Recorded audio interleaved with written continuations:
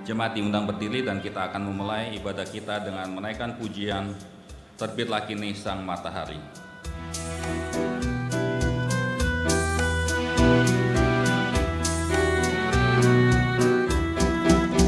Terbitlah kini sang matahari sebagai tanda hari yang baru. Seluruh alam diterangi dan kegelapan sudah berlalu. Lebih dahulu kita lakukan mengucap syukur kepada Tuhan karena Dia yang menjadikan malam gelap dan siang terang.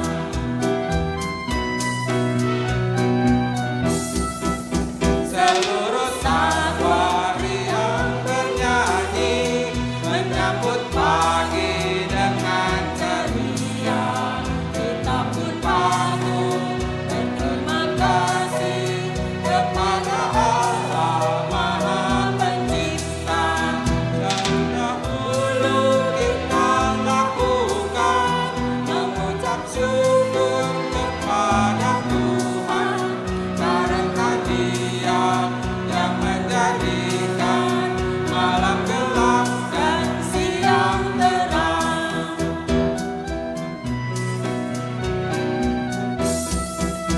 Apapun juga kita lakukan di dalam tugas dan tutur kata, kita lakukan di dalam Tuhan sambil bersyukur kepada Allah.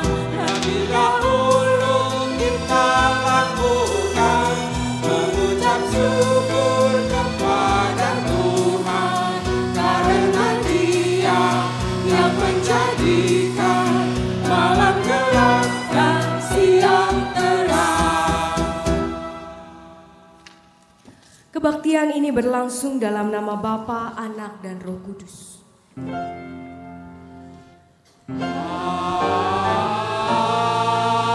Amin. Amin.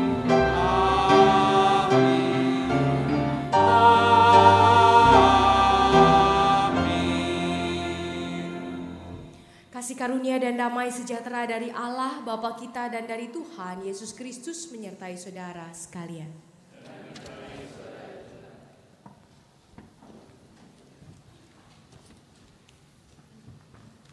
Tema kita di awal bulan Juni ini adalah iman, obat anti tawar hati. Hari ini kita mau belajar bagaimana iman bisa mengubah hati yang tawar menjadi hati yang penuh rasa kembali. Dan kita juga mau belajar apa sih dampak tawar hati buat kehidupan kita. Tentu tawar hati bukanlah hal yang kita inginkan, tapi seringkali kita rasakan. Namun sebelumnya kembali kita akan bersama-sama memuji Tuhan dari NKB 12 bait 1 sampai 4. Oh Tuhanku, Kau datang ke dunia.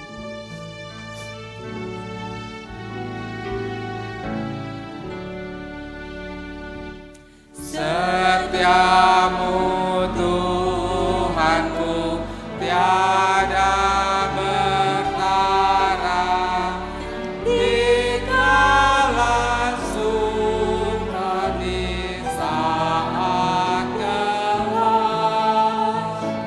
Kasih-Mu Allahku tidak berubah.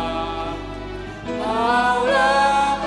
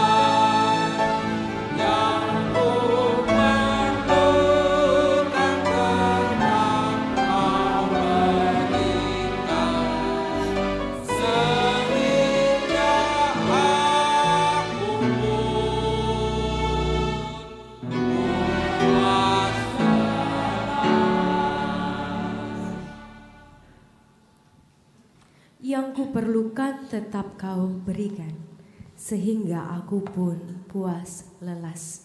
Sebetulnya setiap hari apapun yang kita perlukan Tuhan beri. Tapi seringkali kita tidak merasa bahwa Tuhan memberi apa yang kita perlukan, karena kita hanya berfokus pada apa yang kita inginkan. Dan memang setiap hari Tuhan tidak memenuhi apa yang kita inginkan. Karena kalau Tuhan memenuhi apa yang kita inginkan saja, Dia bukan Tuhan. Dia tahu kebutuhan kita, bukan keinginan kita. Mari Bapak Ibu sekalian, kita mengambil waktu sejenak. Mari kita mengingat, apakah kita lebih banyak kecewa kepada Tuhan karena Tuhan tidak memberikan apa yang kita inginkan, atau kita lebih banyak bersyukur kepada Tuhan karena Tuhan memberikan semua yang kita butuhkan. Mari kita mengambil waktu sejenak.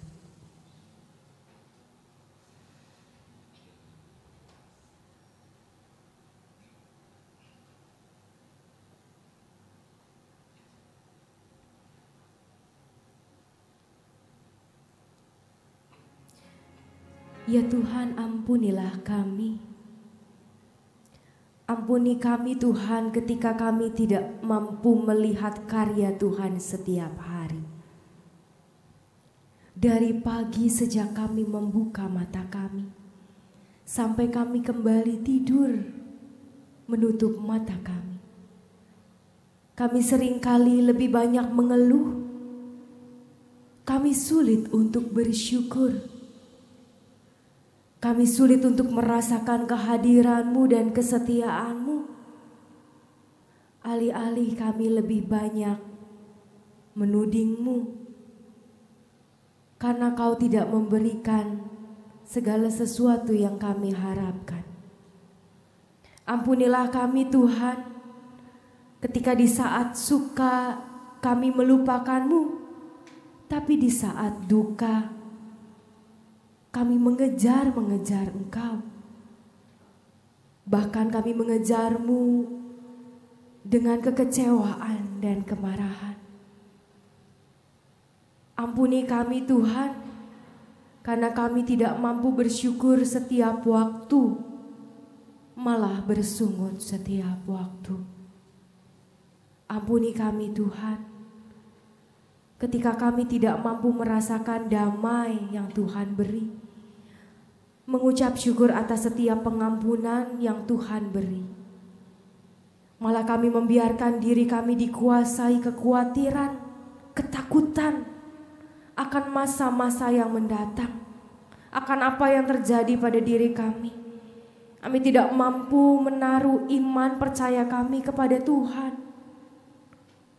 Kami mengandalkan kekuatan kami sendiri, dan kami membiarkan kami dipegang, dikuasai oleh rasa kami sebagai manusia, bukan iman kami kepada Tuhan. Ampuni kami Tuhan, kasihanilah kami yang tidak mampu beriman seperti yang Kau inginkan.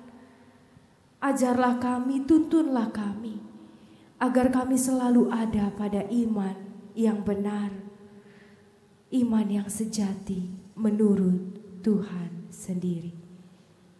Kuasailah kami ya Tuhan, tuntunlah kami dan terangi jalan kami. Demi Kristus kami memohon. Amin.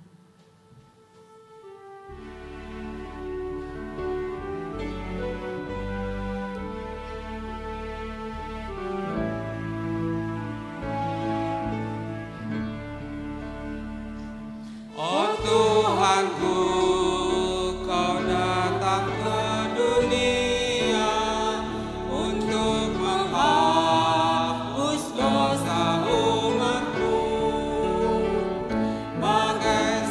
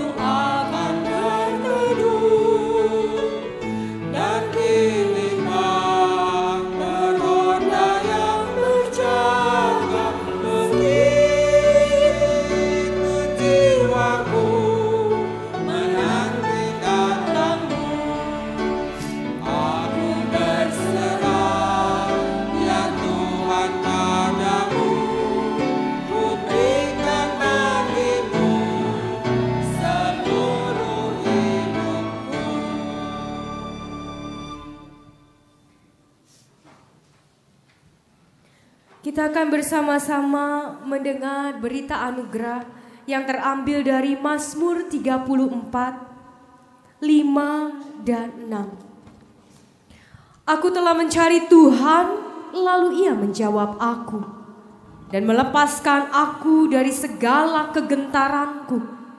Tunjukkanlah pandangan-Mu kepadanya, maka muka-Mu akan berseri-seri dan tidak akan malu tersipu-sipu. Demikianlah berita anugerah dari Tuhan.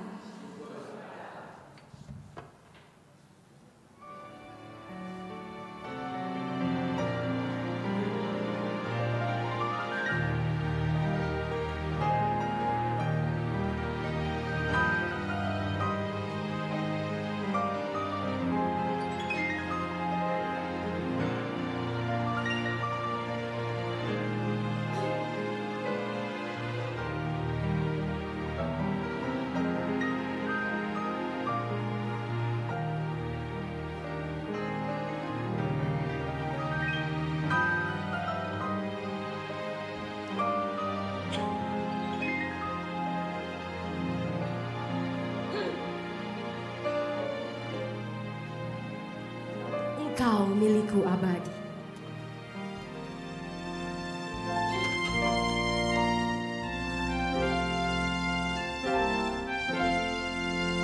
Engkau milikku abadi, segalanya bagiku. Di sepanjang ziarahku ingin ku bersamamu. Ku dekat wajah-Mu, ku dekat wajah-Mu. Di sepanjang ziarahku ingin ku bersamamu.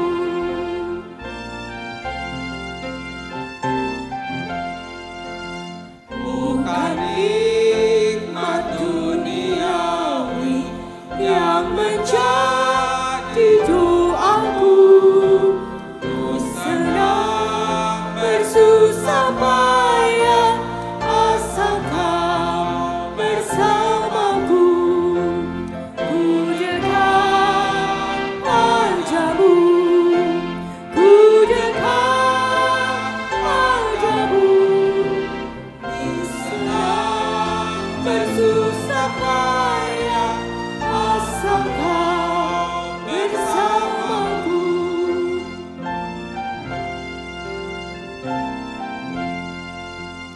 Pimpin aku melewati lembah yang maut sentuh, maka pintu hidup akan ku masuki serta-Mu. Ku dekat padamu, ku dekat wajah-Mu, maka pintu hidup akan ku masuki serta-Mu.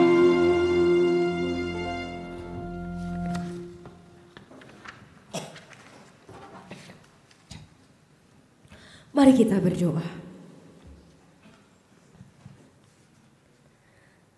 Tuhan, kami mau ketika kami masuk pintu hidup baka, kami masuki bersama-Mu. Tapi tentunya Tuhan, kami tidak akan mampu memasuki pintu hidup itu bila kami juga tidak mau menjalani kehidupan hari ini, esok, lusa, sepanjang Engkau memberikannya kepada kami bersama-Mu. Kami mau hidup bersama-Mu sehingga suatu saat nanti kami hidup selama-lamanya dengan-Mu. Oleh karena itu Tuhan, hari ini kami kembali mau belajar dari firman-Mu, agar hidup kami dipimpin oleh-Mu dan bukan oleh kekhawatiran kami, ketakutan kami, dan suara hati kami semata. Kami mau dipimpin oleh suara-Mu, suaramu yang menuntun, melegakan, memberikan kekuatan, memberikan pengharapan setiap hari. Jadi tolonglah kami Tuhan, hadirlah bersama dengan kami dan kuatkanlah hati kami. Ingatkanlah kami, sapalah kami dalam terang cinta kasih Tuhan. Dalam nama Tuhan Yesus Kristus, kami memohon Roh Kudus-Mu turun atas setiap kami yang terbatas, kami yang mendengar, kami yang berbicara. Dan biar apa yang kami lakukan memuliakan dan menyenangkan hati Tuhan. Amin.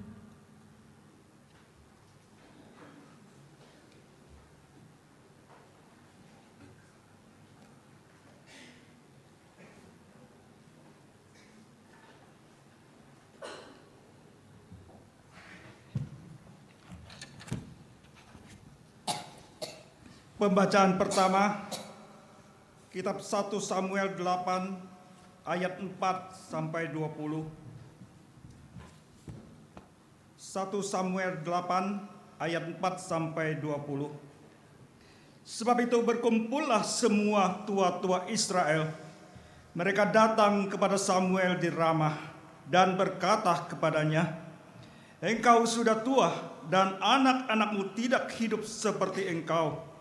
Maka angkatlah sekarang seorang raja atas kami untuk memerintah kami, seperti pada segala bangsa-bangsa lain." Waktu mereka berkata, "Berikanlah kepada kami seorang raja untuk memerintah kami," perkata itu mengesalkan Samuel. Maka berdoalah Samuel kepada Tuhan. Tuhan berfirman kepada Samuel, "Dengarkanlah perkataan bangsa itu dalam segala hal yang katakan mereka kepadamu. Sebab bukan engkau yang mereka tolak, tetapi akulah yang mereka tolak, supaya jangan aku menjadi raja atas mereka. Tepat seperti yang dilakukan mereka kepadaku sejak hari aku menuntun mereka keluar dari Mesir sampai hari ini, yakni meninggalkan daku dan beribadah kepada Allah lain. Demikianlah juga dilakukan mereka kepadamu. Oleh sebab itu, dengarkanlah permintaan mereka, hanya peringatkanlah mereka dengan sungguh-sungguh, dan beritahukanlah kepada mereka apa yang menjadi hak raja akan memerintah mereka." Dan Samuel menyampaikan segala firman kepada bangsa itu yang meminta seorang raja kepadanya. Katanya, "Inilah yang menjadi hak raja yang akan memerintah kamu itu. Anak-anakmu laki-laki akan diambilnya dan dipekerjakannya pada keretanya dan pada kudanya, dan mereka akan berlari di depan keretanya. Ia akan menjadikan mereka kepala pasukan 1.000 dan kepala pasukan 50. Mereka akan membajak ladangnya dan mengerjakan penuaian baginya. Senjata-senjatanya dan perkakas keretanya akan dibuat mereka. Anak-anakmu perempuan akan diambilnya sebagai juru campur rempah-rempah, juru masak dan juru makanan. Selanjutnya daripadamu, ladangmu, kebun anggurmu dan kebun zaitunmu akan diambilnya yang paling baik, dan akan diberikannya kepada pegawai-pegawainya, dan gandummu dan hasil kebun anggurmu akan diambilnya 1/10, dan akan diberikannya kepada pegawai-pegawai istananya dan kepada pegawai-pegawai yang lain. Budak-budakmu laki-laki dan budak-budakmu perempuan, ternakmu yang baik, yang terbaik, dan keledai-keledaimu akan diambilnya dan dipakainya untuk pekerjaannya. Dari kambing dombamu akan diambilnya 1/10, dan kamu sendiri akan menjadi budaknya. Pada waktu itu kamu akan berteriak karena rajamu yang kamu pilih itu, tetapi Tuhan tidak akan menjawab kamu pada waktu itu." Tapi bangsa itu menolak mendengarkan perkataan Samuel, dan mereka berkata, "Tidak, harus ada raja atas kami." maka kami pun akan sama seperti segala bangsa-bangsa lain. Raja kami akan menghakimi kami dan memimpin kami dalam perang. Demikianlah firman Allah. Syukur kepada Allah. Kita akan menanggapinya dengan Mazmur 138.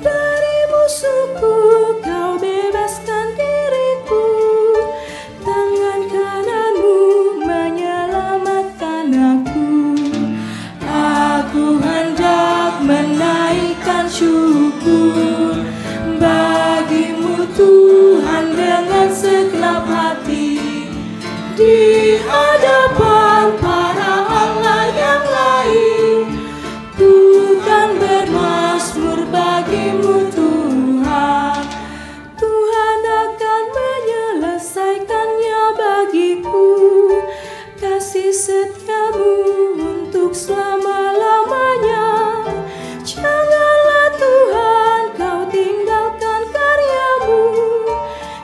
dan tinggalkan perbuatan tanganmu. Aku hendak menaikkan syukur bagimu Tuhan dengan segenap hati di hadapan para Allah yang lain. Tuhan bermazmur bagimu Tuhan.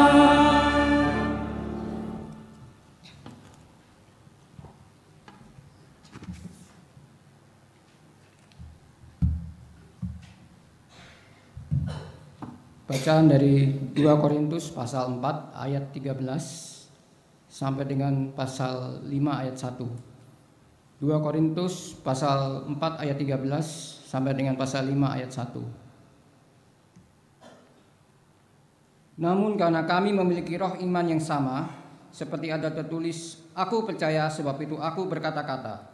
Maka kami juga percaya dan sebab itu kami juga berkata-kata. Karena kami tahu bahwa Ia yang telah membangkitkan Tuhan Yesus akan membangkitkan kami juga bersama-sama dengan Yesus. Dan Ia akan menghadapkan kami bersama-sama dengan kamu kepada dirinya. Sebab semuanya itu terjadi oleh karena kamu, supaya kasih karunia yang semakin besar berhubung dengan semakin banyaknya orang yang menjadi percaya, menyebabkan semakin melimpahnya ucapan syukur bagi kemuliaan Allah. Sebab itu kami tidak tawar hati, tetapi meskipun manusia lahiriah kami semakin merosot, namun manusia batiniah kami dibaharui dari sehari ke sehari. Sebab penderitaan ringan yang sekarang ini mengerjakan bagi kami kemuliaan kekal yang melebihi segala-galanya, jauh lebih besar daripada penderitaan kami. Sebab kami tidak memperhatikan yang kelihatan, melainkan yang tak kelihatan. Karena yang kelihatan adalah sementara, sedangkan yang tak kelihatan adalah kekal. Karena kami tahu bahwa jika kemah tempat kediaman kita di bumi ini dibongkar, Allah telah menyediakan suatu tempat kediaman di sorga bagi kita, suatu tempat kediaman kekal yang tidak dibuat oleh tangan manusia. Demikianlah firman Allah. Syukur Tuhan. Bacaan Injil pada hari ini terambil dari Injil Markus 3 ayat 12 sampai 20. Tetapi ia dengan keras melarang mereka memberitahukan siapa dia. Kemudian naiklah Yesus ke atas bukit. Ia memanggil orang-orang yang dikehendakinya dan mereka pun datang kepadanya. Ia menetapkan 12 orang untuk menyertai dia dan untuk diutusnya memberitakan Injil. Dan diberinya kuasa untuk mengusir setan. Ke-12 orang yang ditetapkannya itu ialah Simon yang diberinya nama Petrus, Yakobus anak Zebedeus dan Yohanes saudara Yakobus. Yang keduanya diberinya nama Boanerges yang berarti anak-anak guru. Selanjutnya Andreas, Filipus, Bartolomeus, Matius, Thomas, Yakobus, anak Alfeus, Tadeus, Simon orang Zelot, dan Yudas Iskariot yang mengkhianati dia. Kemudian Yesus masuk ke sebuah rumah, maka datanglah orang banyak berkerumun pula, sehingga makan pun mereka tidak dapat. Demikianlah Injil Yesus Kristus. Berbahagialah mereka yang mendengarkan firman Allah dan memeliharanya.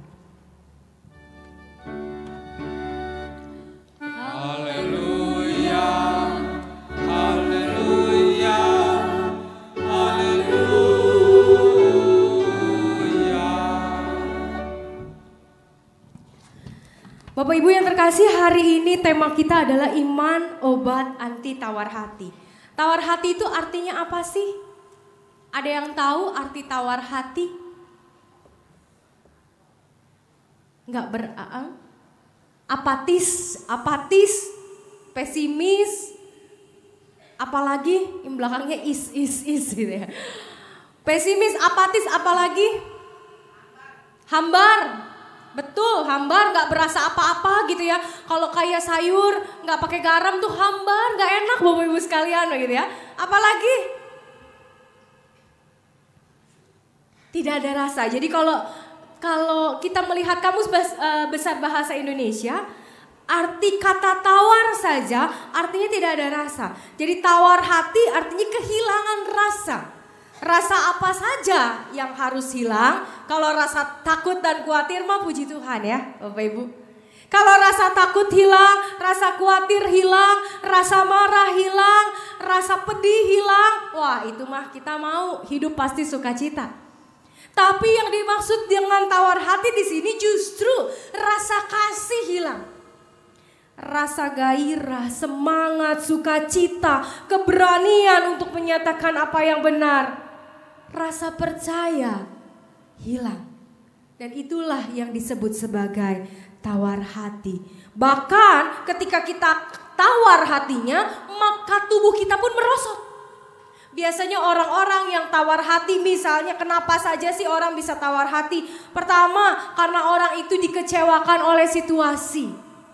Situasi yang terjadi di sekelilingnya tidak sesuai dengan apa yang ia inginkan. Disitulah dia menjadi tawar hati. Atau ia disakiti oleh sesamanya, dia disakiti oleh rekan sekerjanya, dia disakiti oleh rekan sepelayanannya. Akhirnya nggak mau melayani lagi, itulah tawar hati. Dia disakiti suami, disakiti istri, disakiti anak. Akhirnya tidak ada rasa cinta lagi, tidak ada rasa kepedulian lagi, tidak ada rasa sukacita lagi ketika bersama dengan orang-orang itu yang menyakiti kita.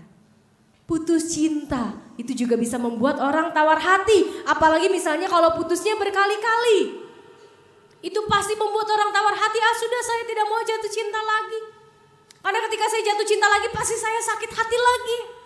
Akhirnya tawar hati. Dan banyak Bapak Ibu sekalian. Dan tawar hati melanda begitu banyak orang. Di zaman modern ini. Begitu banyak yang membuat kita bisa tawar hati. 1001 alasan yang membuat kita bisa tawar hati. Nah sekarang apa dampaknya ketika kita tawar hati? Orang yang tawar hati bukan hanya hatinya saja tidak ada rasa lagi, tidak ada semangat lagi, tapi biasanya orang yang tawar hati mengalami penurunan fisik juga. Orang yang lagi sedih, orang yang sudah tidak rasanya udah gak pengen apa-apa, pengennya udah diem aja di rumah, gak usah ngapa-ngapain, gak usah berkarya, gak usah ngapa-ngapain, gak usah pelayanan dan lain sebagainya, gak usah bekerja karena apapun yang saya lakukan selalu salah misalnya begitu. Itu membuat orang tawar hati dan akhirnya tubuh pun, kondisi fisik pun menurun. Karena apa yang ada di dalam itu mempengaruhi apa yang di luar. Kalau dalamnya udah tawar, lama-lama meresap keluar. Gak akan ada lagi yang namanya senyum sukacita, yang ada merengut. Dilipet. Bapak Ibu yang terkasih di dalam Tuhan, orang yang tawar hati akan menjadi orang yang putus asa. Orang putus asa biasanya bunuh diri. Mending kalau bunuh diri mati kelar. Walaupun tetap ya, ujungnya harus berhadapan dengan Tuhan. Ini bunuh diri bukanlah menjadi sebuah jalan keluar. Tapi ada orang yang tawar hati, enggak bunuh diri tapi berdiam diri. Enggak mau ngapa-ngapain. Duduk aja. Dari pagi sampai malam duduk, diam, nonton TV juga enggak masuk apa yang ditonton. Makan juga seadanya. Ya asal makan aja gak berasa apa-apa karena mulutnya juga, lidahnya sudah tidak bisa menikmati enaknya masakan sekalipun. Dia berdiam diri dan seperti mati. Lebih baik mati betulan daripada mati hati, mati pikiran, gak ngapa-ngapain. Dan itu terjadi di banyak orang, bahkan dalam banyak anak-anak Tuhan. Banyak anak-anak Tuhan yang mengatakan bahwa saya beriman, saya mengasihi Tuhan, tapi ketika masalah datang dia ya sudahlah diam 1000 bahasa. Dan tidak melakukan apa-apa dan tidak mau melakukan apa-apa. Tapi itu normal, memang normal. Kita manusia adalah orang yang rentan. Kita diciptakan untuk menjadi rentan. Karena kalau manusia tidak rentan juga bahaya. Manusia tidak bisa punya perasaan nanti begitu ya. Perasaan itu baik, perasaan itu penting, rasa sedih pun penting. Tapi jangan sampai kesedihan itu membuat kita tawar hati, itu yang jadi persoalan. Rasa kecewa penting, karena ketika kita kecewa terhadap diri sendiri misalnya, maka kita akan memperbaiki diri kita. Kecewa terhadap orang lain, maka kita akan membuat diri kita menjadi bisa lebih baik, atau kita juga bisa menyampaikan teguran dengan kasih tentunya, bukan dengan kemarahan kepada orang lain supaya orang lain menjadi lebih baik. Rasa kecewa itu penting kok. Rasa takut penting. Tanpa rasa takut manusia akan sembarangan hidupnya. Tapi dengan rasa takut manusia akan berhati-hati. Manusia akan memikirkan ulang setiap tindakannya. Jadi baik, jadi normal. Manusia itu menjadi orang yang diciptakan, makhluk yang diciptakan untuk bisa hancur, bisa retak, bisa terluka, dan seringkali bisa menjadi korban. Tapi bagaimana kita mengatasi perasaan-perasaan itu sehingga perasaan itu tidak memakan kita. Dan akhirnya kita menjadi orang-orang yang tawar hati. Tapi biarlah perasaan-perasaan itu bisa memberikan pelajaran pada kita. Itu pasti beda Bapak Ibu sekalian. Perasaan yang menyenangkan pasti memberikan hal yang menyenangkan. Tapi perasaan yang mendukakan, yang membuat kecewa dan marah bisa membuat dua hal. Bisa membuat kita menjadi pasrah, menyerah, atau membuat kita belajar sesuatu sehingga kita hidup lebih baik. Dan dosalah yang membuat kita menjadi rentan. Dosa membuat kita menjadi rentan terhadap segala sesuatu. Dan persoalan yang berikut adalah ketika kita menjadi rentan, seringkali Tuhan enggak menjawab doa kita seakan-akannya begitu ya. Ketika kita lagi rentan, ketika kita lagi terluka, lalu kita berteriak kepada Tuhan, tapi kok gak ada jawaban. Dan itu membuat kita makin rentan lagi, makin terluka lagi. Tuhan saya pengen, Tuhan saya sudah berdoa sekian lama, tapi kok gak dapet.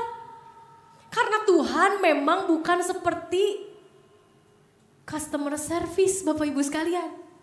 Kita customer service aja kalau kita telepon begitu ya. Kita ke Telkom lah, kemana gitu ya. Kalau ada mati lampu ke PLN kita telepon.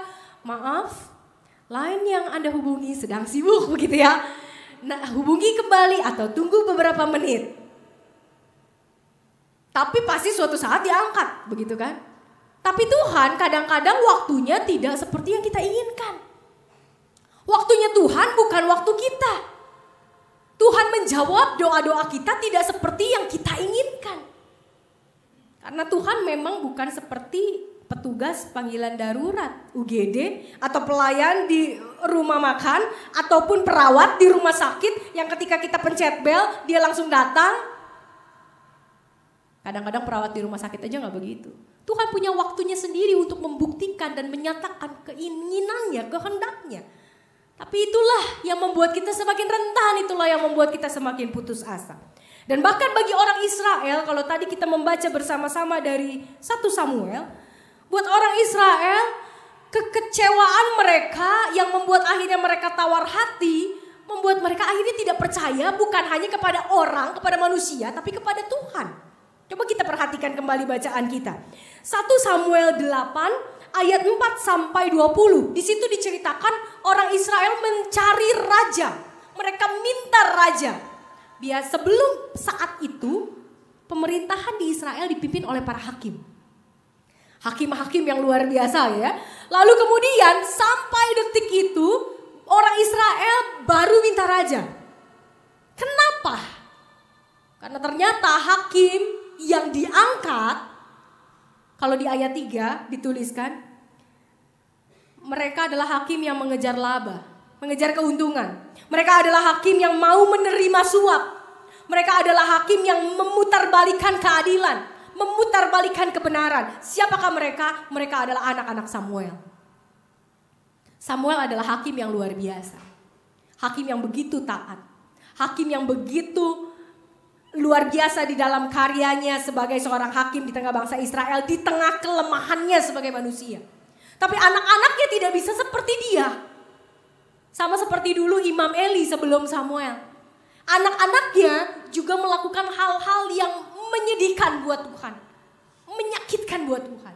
Dan disitulah orang Israel kecewa. Kecewa sama manusia normal gak Bapak Ibu?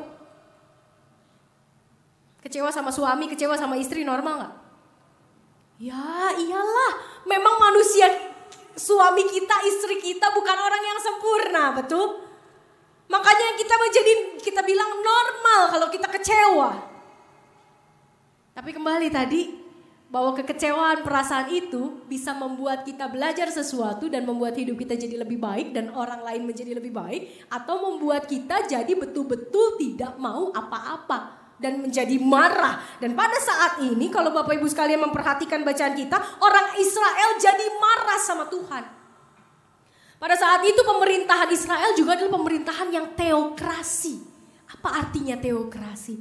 Teokrasi adalah pemerintahan yang dipimpin langsung oleh Tuhan sendiri. Memang Tuhan punya hakim-hakim, Tuhan punya nabi-nabi. Tapi pada saat itu pemerintahan berpusat pada dirinya sendiri, yaitu pada Allah.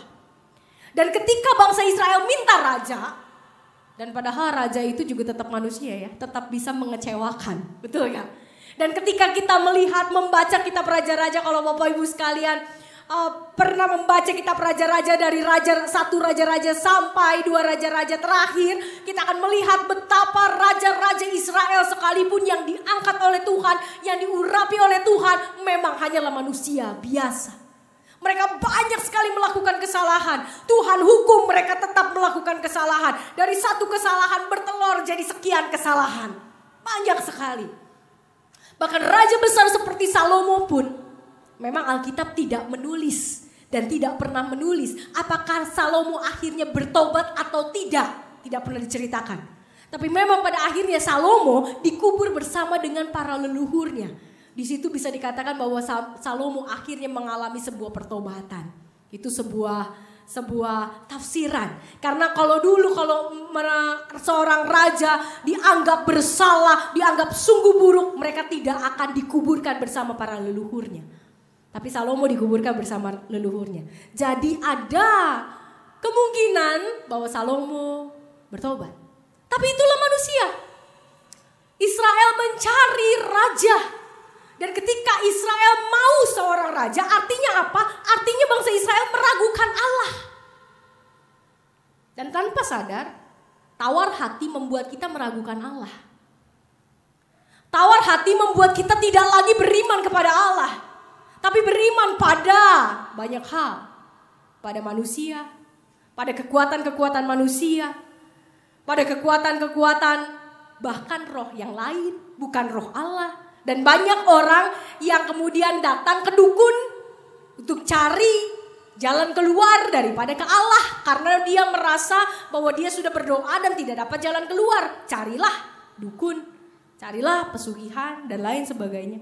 Bangsa Israel meragukan Allah. Bangsa Israel menolak kepemimpinan Allah karena tawar hatinya. Mereka tidak hanya tidak percaya kepada manusia, tapi mereka tidak percaya kepada Allah. Betapa jahatnya Bapak Ibu sekalian yang namanya tawar hati.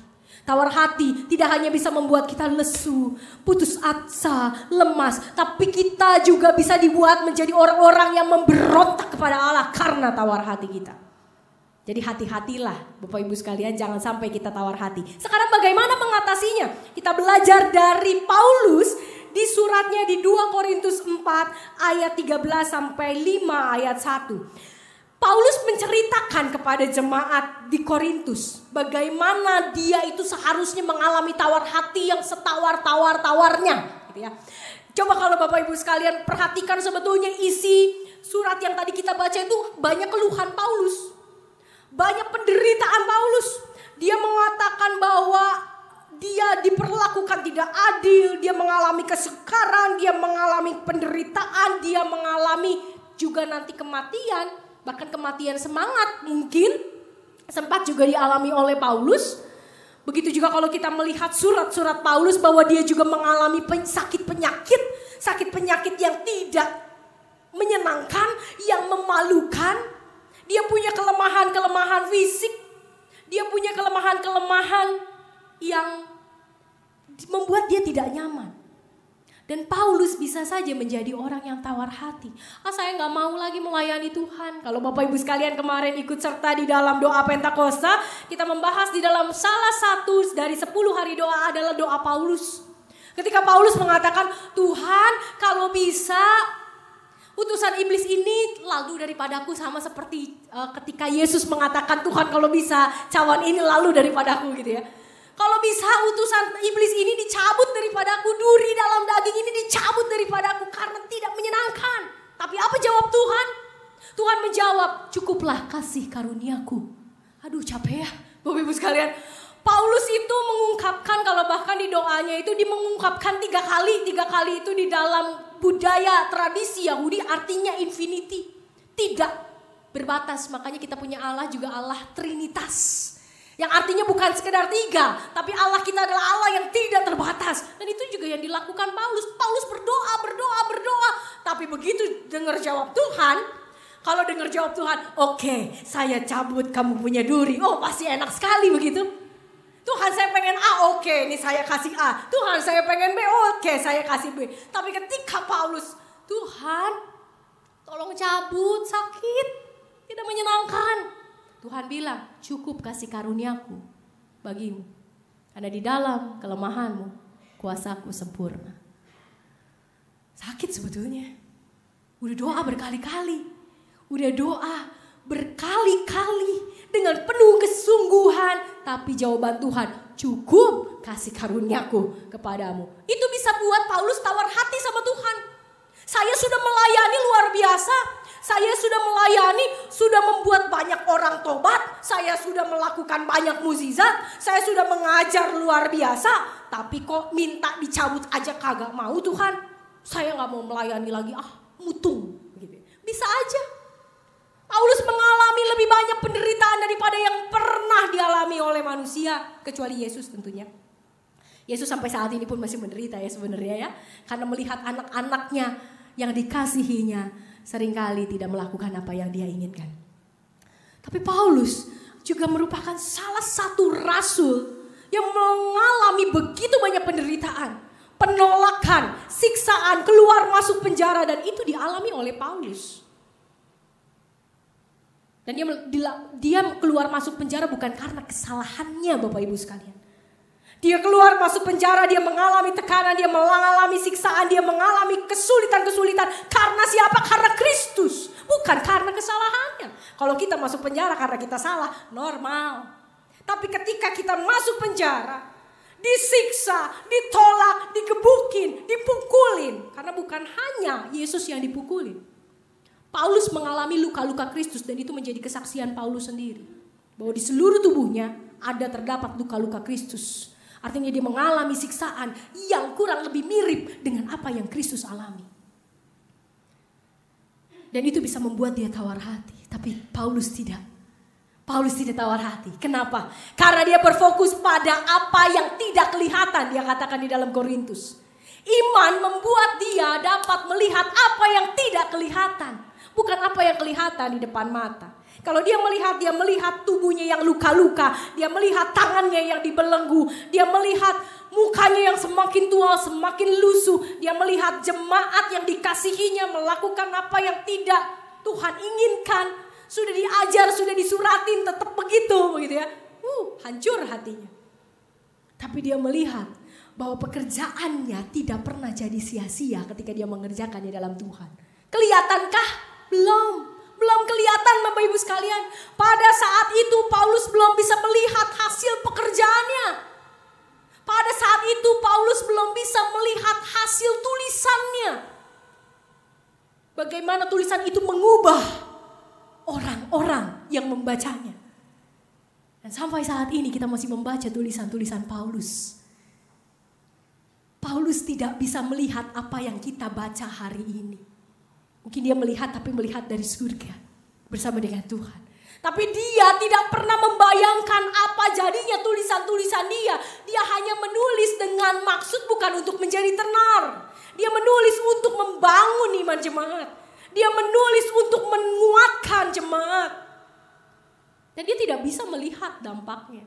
Tapi dia percaya bahwa apa yang dia kerjakan bersama dengan Tuhan tidak akan pernah menjadi sia-sia. Dan itu dituliskannya dengan jelas di dalam bacaan kita di dalam 2 Korintus 4 tadi.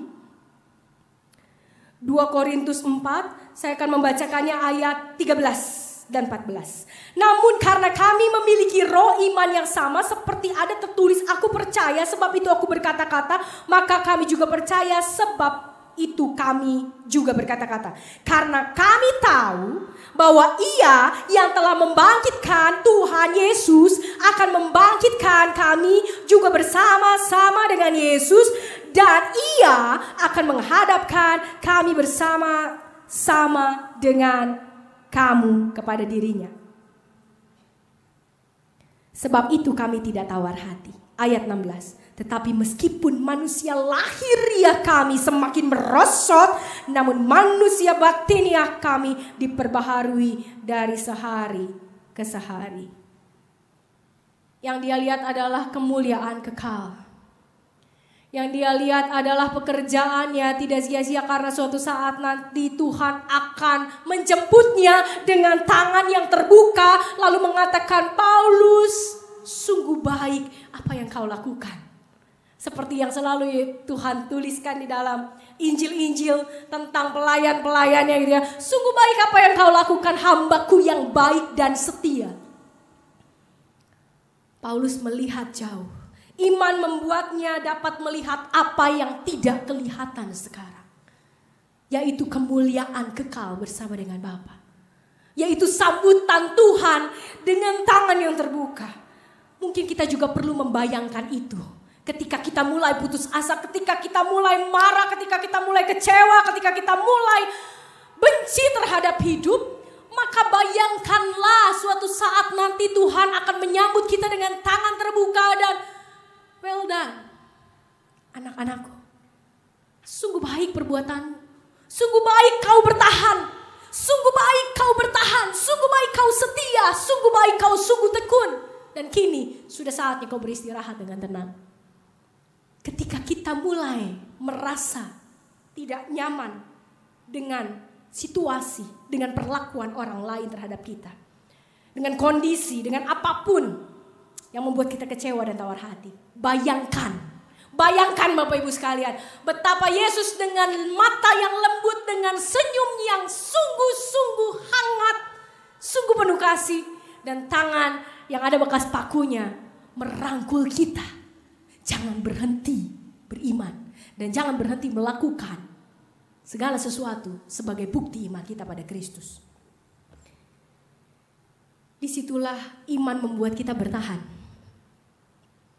Bukan hanya mampu melihat apa yang ada di depan, karena hanya membayangkan saja bisa. Tapi bagaimana apa yang kita bayangkan, apa yang ada di dalam mata iman kita itu mampu membuat kita bekerja dengan lebih sungguh. Mampu membuat kita lebih bekerja dengan lebih tekun, lebih setia, lebih semangat, lebih bersukacita. Itu persoalannya. Hanya sekedar membayangkan dan mengingat janji Bapa kecil. Tapi bagaimana janji Bapa itu?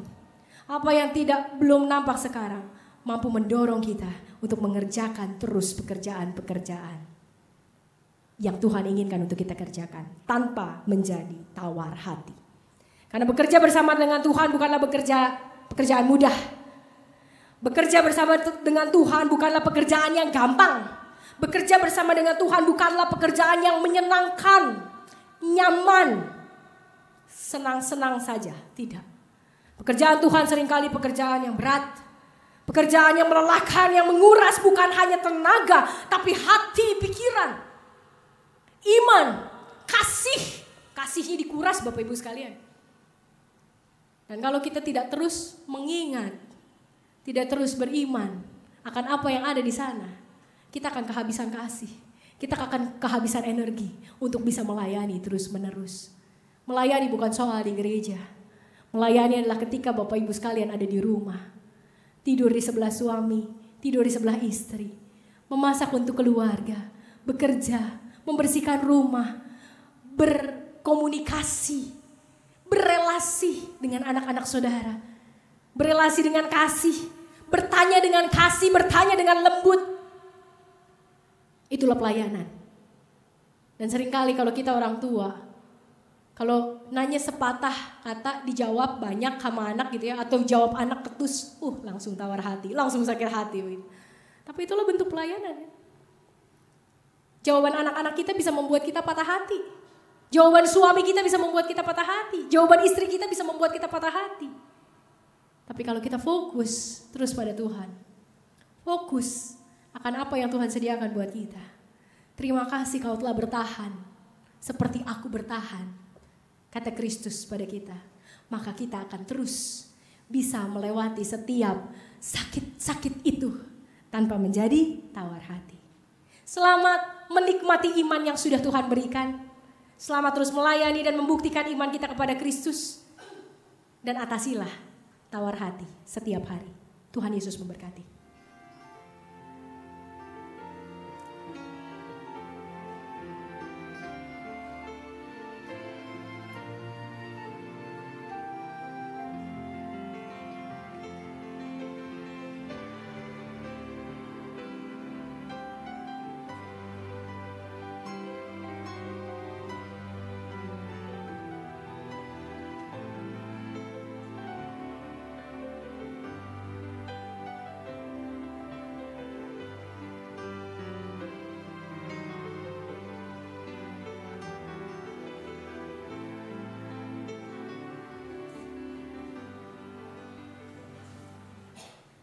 Marilah kita bersama dengan umat Allah dari masa lalu, masa kini, dan masa depan mengingat pengakuan pada baptisan kita menurut pengakuan iman rasuli. Aku percaya pada Allah, Bapa yang Maha Kuasa, Khalik langit dan bumi, dan pada Yesus Kristus, anaknya yang tunggal Tuhan kita, yang digandung daripada Roh Kudus, lahir dari darah Maria, yang menderita sengsara di bawah pemerintahan Pontius Pilatus, disalibkan, mati dan dikuburkan, turun ke dalam kerajaan maut. Pada hari yang ketiga bangkit pula dari antara orang mati, naik surga, duduk di sebelah kanan Allah, Bapa yang Maha Kuasa, dan dari sana ia akan datang untuk menghakimi orang yang hidup dan yang mati. Aku percaya pada Roh Kudus, gereja yang kudus dan am, persekutuan orang kudus, pengampunan dosa, kebangkitan orang mati, dan hidup yang kekal.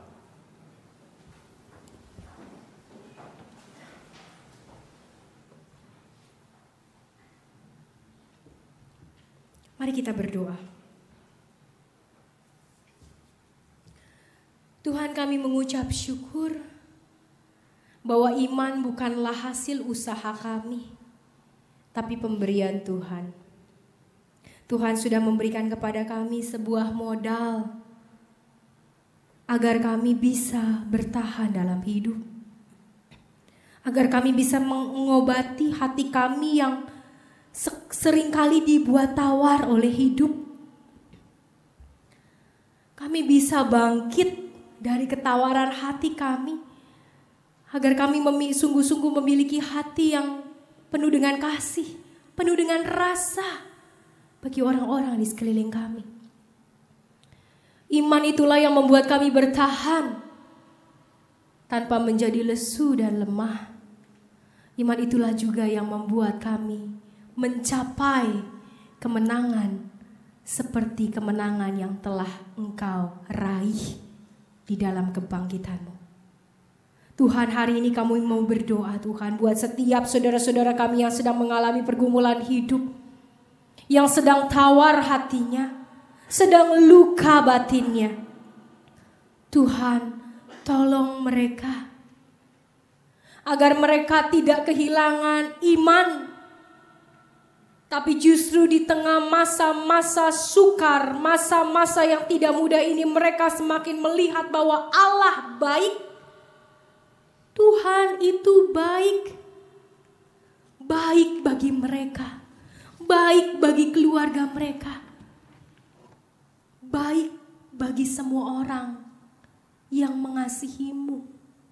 Tuhan, tolong agar setiap saudara-saudara kami dapat merasakan cinta kasih-Mu dalam pergumulan mereka. Dan tidak membuat mereka melakukan hal-hal yang tidak Tuhan inginkan. Karena kami tahu Tuhan tawar hati juga bisa membuat kami jatuh ke dalam dosa. Seperti yang dilakukan oleh bangsa Israel dan raja-raja Israel. Kami belajar dari mereka. Jadi tolong Tuhan, mampukan kami untuk mengatasi tawar hati. Begitu juga setiap saudara-saudara kami yang sedang mengalami pergumulan yang berat. Sakit penyakit, yang sedang mencari pekerjaan, yang sedang merancangkan masa depan, yang sedang mencari pasangan hidup. Tuhan, biarlah mereka juga tidak menjadi tawar hati ketika mereka gagal. Gagal dalam pekerjaan, gagal menjadi seorang ayah yang baik, menjadi seorang ibu yang baik, istri, suami, menjadi orang tua, dan menjadi anak. Seringkali memang kami gagal Tuhan, tapi janganlah biarkan kami gagal terus menerus, dan jangan biarkan kegagalan kami itu membuat kami tidak mau terus berusaha. Karena kami tahu kami selalu pasti gagal. Kami tahu Tuhan tidak mau kami menyerah. Dan kami pasti bisa melakukannya bersama dengan Tuhan. Kami bisa mengubah hidup kami bisa mengubah keluarga kami bisa mengubah suami kami, istri kami, anak-anak kami, orang tua kami dengan iman kami kepada Tuhan, bukan dengan kekuatan kami sendiri.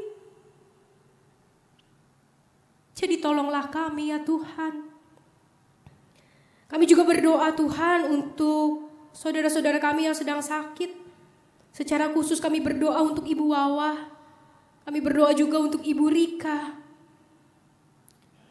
yang di dalam kelemahan tubuh mereka, biarlah mereka tetap menikmati cinta kasih Allah. Kami percaya Engkau bersama dengan mereka saat ini. Kau memegang tangan mereka. Kau memberikan mereka kekuatan dan pengharapan. Jadi tolonglah Tuhan, besertalah dengan mereka. Kami berdoa untuk setiap pengurus badan pelayanan, agar kami juga di dalam pelayanan tidak menjadi orang-orang yang tawar hati. Karena begitu banyak tugas dan tuntutan dan tantangan dalam pelayanan. Biarlah setiap pengurus badan pelayanan sungguh dapat berfokus pada Tuhan saja, bukan pada kesulitan, kesusahan melayani Tuhan. Kami juga berdoa Tuhan untuk retret jemaat yang akan dilaksanakan pada bulan Desember nanti.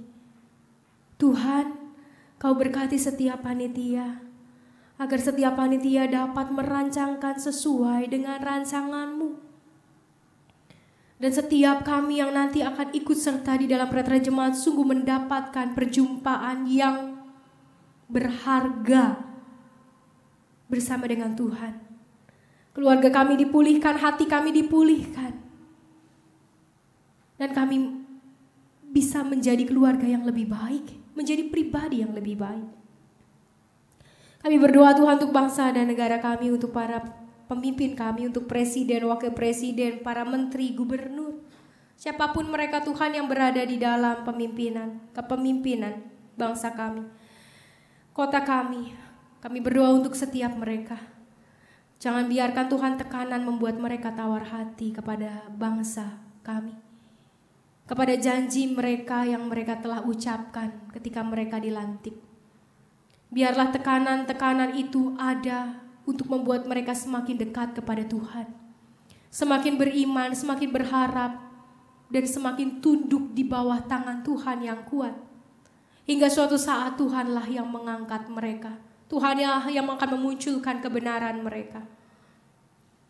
Kuatkanlah mereka Tuhan dari waktu ke waktu. Inilah Tuhan doa kami. Dan masih banyak lagi Tuhan harapan kami yang ada dalam hati kami. Tapi biarlah Tuhan Engkau menjadi Allah yang mendengar setiap hati kami dan menjawab dengan jawaban-Mu. Bukan jawaban yang sesuai dengan keinginan kami, tapi jawaban yang sesuai dengan keinginan-Mu.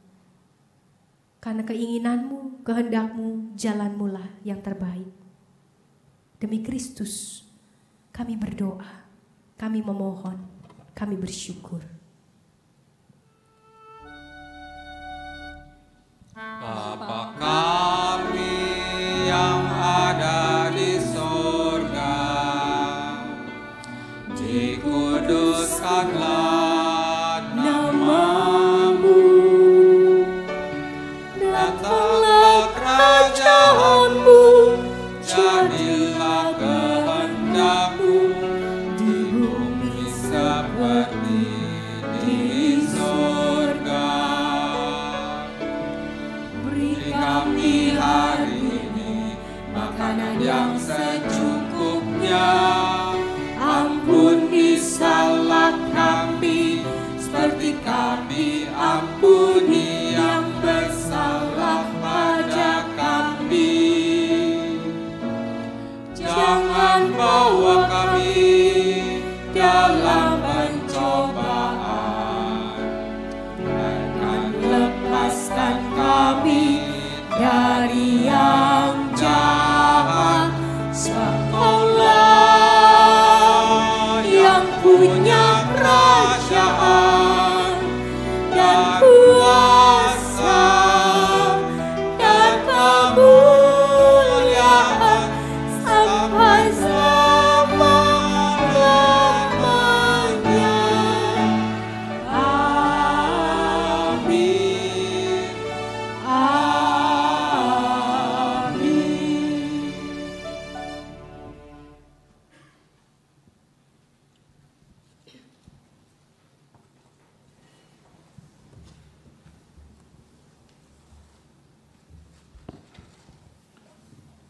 Umat diberikan kesempatan untuk memberikan persembahan.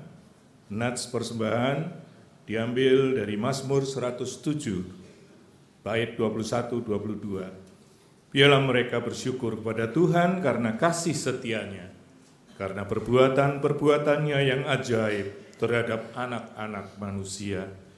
Biarlah mereka mempersembahkan korban syukur dan menceritakan pekerjaan-pekerjaannya dengan sorak-sorai.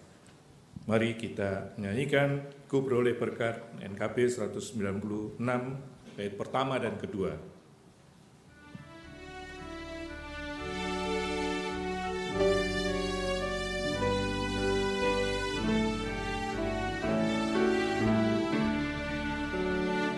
Ku beroleh berkat yang tak ujung lenyap, yang tidak diberi dunia. Irenung hatiku walau syarat beban, ada damai sejahtera beban. Yesus yang selalu tinggal serta,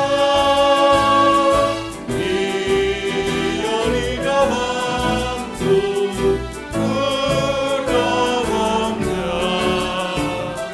Aku senantiasa menyertai-Mu, itulah janjinya kepadaku. Saat damai penuh pasti hatiku, dunia menjadi cerah. Kesusahan lenyap, gelap berganti terang. Yesus Tuhan aku mulia. Yesus yang selalu tinggal serta, Dia di dalamku, ku dalamnya.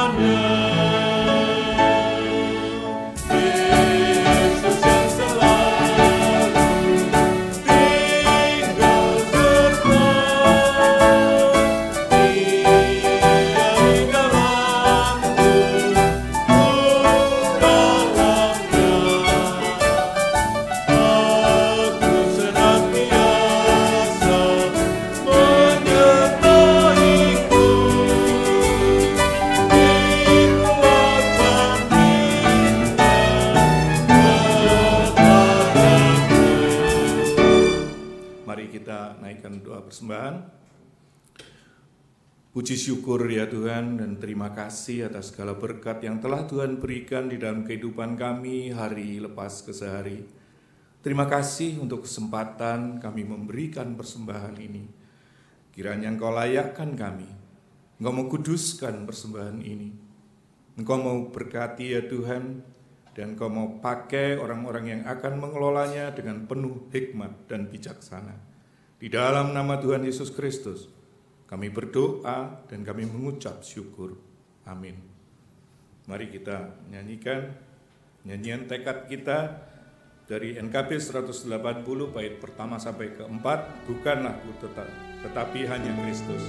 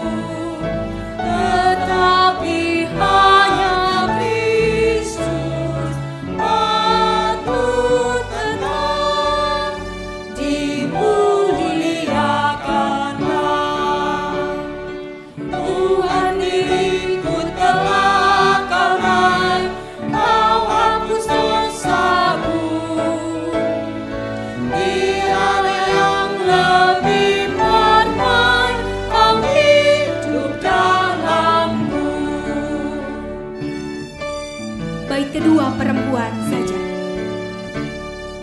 Bukanlah ku tetapi hanya Kristus, tampak senang perilaku hidupku. Bukanlah ku tetapi hanya Kristus, tampak senang ucapan tingkahku. Bersama-sama. Tuhan, diriku telah Kau raih, Kau hapus dosaku.